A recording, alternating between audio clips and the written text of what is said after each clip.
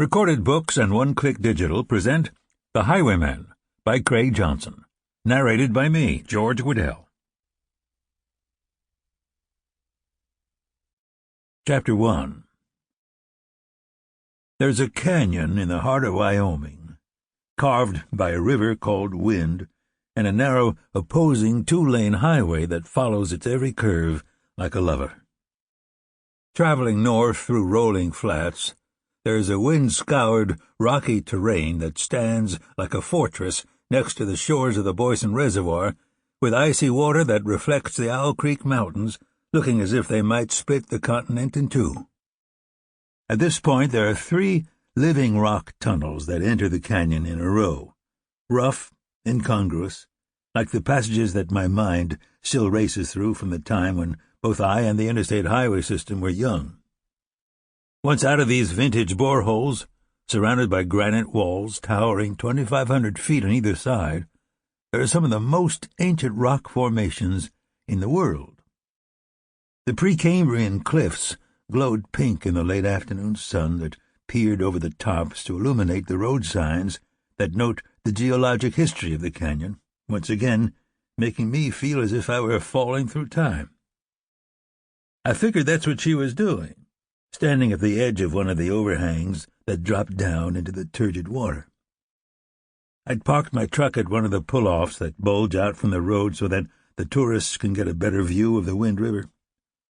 By federal treaty, the Shoshone and Arapaho are the only ones allowed to outfit whitewater and fly-fishing ventures in the reservation portion of the canyon, and there were a few of these brave individuals navigating rafts and drift boats through the fallen boulders and jutting rocks that populate the foaming, churning waves. At the wetting of the waters, the river changes its name and magically becomes the Rocky Mountain Bighorn River as it speeds north, almost as if the wind could not survive in the white man's world. I was surprised to find her here at all, standing on the ledge below, barely visible in the drifting mists. She looked the way I remembered her from our many interactions in my county, tall and angular with one of those profiles that are hard to forget. She didn't have her hat on, so her blonde hair trailed back in the slight breeze, making it look as if she were moving instead of standing still. My friend, Henry Standing Bear, was talking to his contacts on the Wind River Reservation in my truck, so I'd gotten out and had trudged to the edge of the canyon in the early morning fog that had settled in the passage and would stay there until the sun reached its zenith to burn the great mystery away. Decades earlier, close to 50 bighorn sheep were reintroduced to the canyon, first transported in horse trailers and then flatbed cars on the Burlington Northern Line that runs along the other side of the river. The animals are still there, along the crags, when the cloud cover's not too low, like pale, solitary sentinels keeping an eye on the white water of the wind before it escapes the gorge. She leaned forward, looking at the cliffs on the other side, and I started to run, feeling that sharp shock as I realized she was preparing to jump. "Hey!" She stopped moving, but didn't turn toward me. Afraid she might not have heard me, I shouted again, "Hey!" The sound of my fog-muted voice echoed off the rock walls. "Hey, hey, hey!" With a slow arc of my hand, I waved, and she turned her face to look at me, but gave no indication that she recognized or even saw me. She just stood there.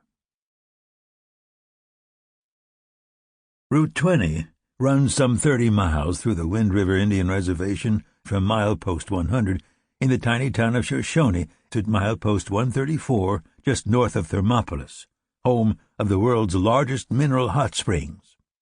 In good conditions, it can take as little as 40 minutes to drive the Wind River Canyon Scenic Byway, and in bad, it can take a lifetime.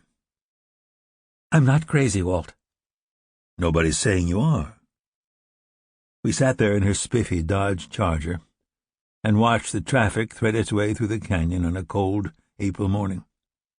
The fog had cleared a bit, and we could see where the late frost had caressed the aspens, the chartreuse buds still glowing with an unearthly desire for life. Every once in a while a few husks would break loose, would catch the breeze and then flip through the air before they fell onto the frigid surface of the blue. Sample complete. Ready to continue?